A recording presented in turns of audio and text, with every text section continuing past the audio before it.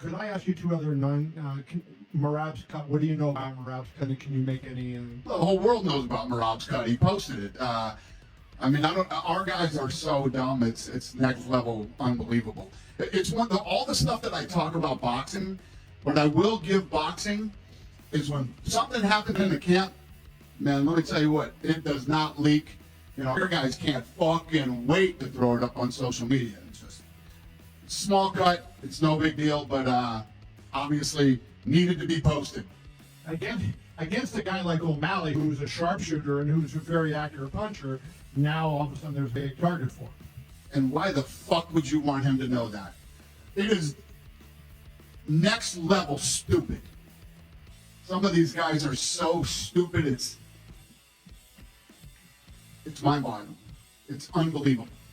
The last thing I wanted to ask you was Adesanya's comments last week.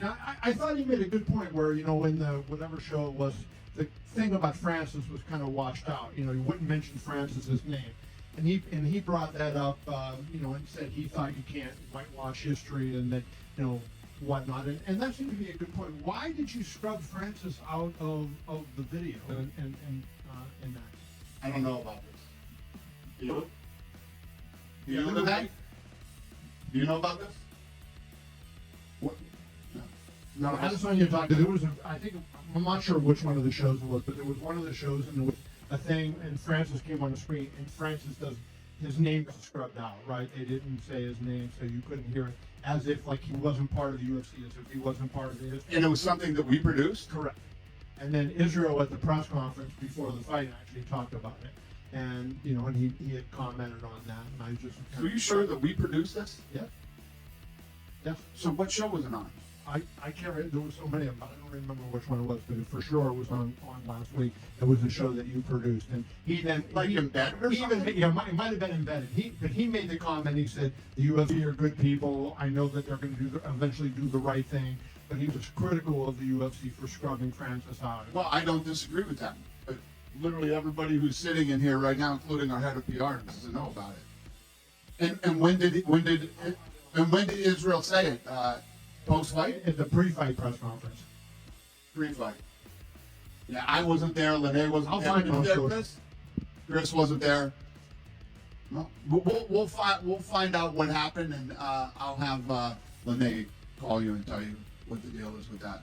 Because if that's true and that was done and it was something that we produced, then somebody in the company made that decision. That definitely. Listen, you know me. If I said we did it, I'd say, yeah, fuck him, and this is why we did it.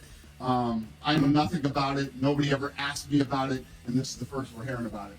Or I would tell you that. So I'm just reading this, a CBS Sports story. It says, Adesanya reinforced Ngannou's significance to the UFC amid cases where the promotion appeared to scrub mention of the former heavyweight champion. You can never erase Francis's history from the UFC, Adesanya told ESPN, while looking straight into the camera ahead of UFC 305 in Perth.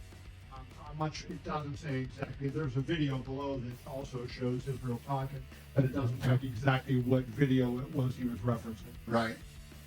So when we find out, she'll let you know.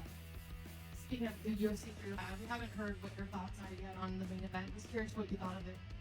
I'm sorry, say that again? What you thought of the UFC 305 main event. It was awesome. I mean, I was in New York and we were watching it, and we were going crazy during the fight. It was a great fight by both guys. I mean, both guys put on a, you know, I thought that Israel looked incredible. Dreykus is so awkward and unorthodox. He's got to be the toughest guy to train for. He fights like a white guy dances. It's so crazy and awkward, and you know what I mean. It's but very effective. What do you see next for Izzy? That's up to him. I mean, I'm sure he's going to take some time and reflect. Obviously, he decided not to retire that night, so I don't know. We'll see what's next. I know last week I asked you about Connor. You said not this year. He kind of went crazy. What's the update now since you've talked to him? There's no update from the last time you talked to me. Are you going to get a bunch of texts again today? Probably. Jon Jones has also talked a little bit about, or hinted about potentially retiring after Stipe. I know that's something people have talked about. if he does decide to retire, will it be worth the wait that we waited so long for that fight for him to just retire after? Or do you feel confident that he'll probably defend? Yeah, Jon is one of those, challenging guys to deal with, and I think that, talking about retiring, but will he, if the Aspinall thing is really flying out there? I personally think Jon challenges himself and takes the fight, and I think he does it. I wanted to ask you about the Khalil Rountree booking against Alex Pereira. Obviously, it's a very, very fun fight on paper. With Ankalaev, I guess, being, so highly ranked and him being skipped over, what was the... He wasn't skipped over. He's got a fight coming up. We're laying the fights out now. Ankalaev's got a fight lined up. Go in there, do your thing, look great. Obviously, you're next. We had to make this fight card, and as you go down the line, you start looking at it. Khalil Rountree makes a lot of sense, and you said it yourself. No way in hell that's not a fun one. Was it all? I mean, you see it all the time. Timing is everything. So was that just kind of what happened? 100%. Jon Jones, going back to him, he was tweeting all today into retirement. He says that. Jon Jones was tweeting today saying he's going to retire. Is that what he did? Hinting at retirement. And then he says that, maybe the UFC will offer me a deal that I can't refuse to come back and fight Aspinall. Well, there you go. There you go. Okay. You just answered your own question. That's what I think will do. Listen, it's always the same, with Jon. I can tell. Listen, when we were talking about Francis earlier, right? I have zero animosity toward Francis. Francis was out of my world long time ago. That guy over there and Heck are another story. It's a long story.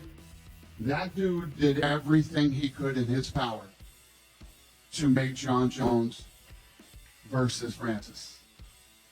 The fight did not happen, and let me tell you what, it wasn't because of Jon Jones. So, Jon is a very unique individual to deal with. Jon Jones will fight everybody. Jon Jones was absolutely positive. He wanted Francis. You saw what happened with Cyril Gane. He will tell you, like he told us, that he would do the same thing to Francis Ngannou. He wanted that fight so bad. And for anybody who thinks, I know the whole internet, oh, Jon Jones, you fucking, that I'm up Jon Jones' ass. These are fucking facts. Facts. And since everybody has been such douchebags about this, I'm coming out with a nice little punch in the face for all you fuckers that think that Jon Jones is the greatest of all time. Dislike him, whatever your beef is with Jon Jones, knock yourself out. There is no way in hell that Jon Jones doesn't want to fight Aspinall. So that I guarantee you. So with that being said, say Jon Jones gets past Stipe and he wants a bigger contract. Jon Jones is doing Jon Jones right now. That's what he does. You know what I mean? That's what he does.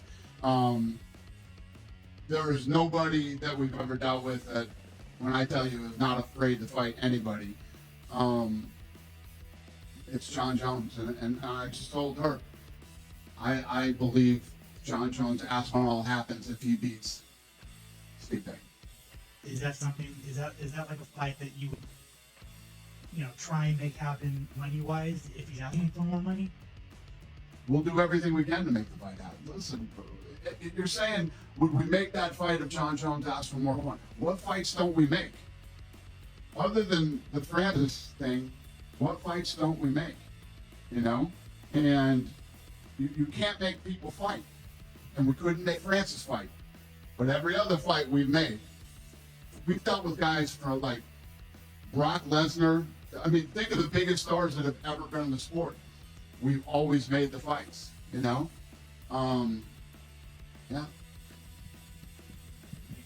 You already said it was not a smart decision to share the cut, but have you thought of a replacement for that fight? Is it someone that you've been working in the last?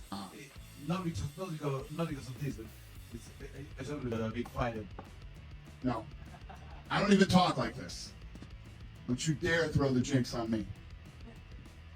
The cost of doing this production, if we have to change anything, is fucking devastating. So, no.